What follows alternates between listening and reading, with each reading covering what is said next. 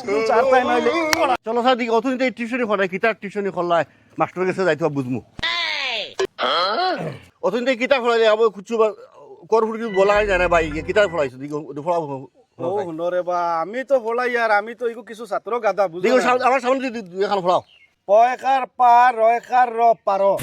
আচ্ছা কত সুন্দর ফলা মাদার গাছ উঠলো ডুফি ডুফিয়ে করে শা শা তারে কয় মাদ্রাসা কত সুন্দর বুঝাই দেন এক কাম করিও তুমি এক কাম করিও শুনো আমি খোয়া তো আমি ফেঙ্গা করিয়া ফেঙ্গা আমার আমি ফেঙ্গা করতাম না হাড্ডি আমার মাংস তোমার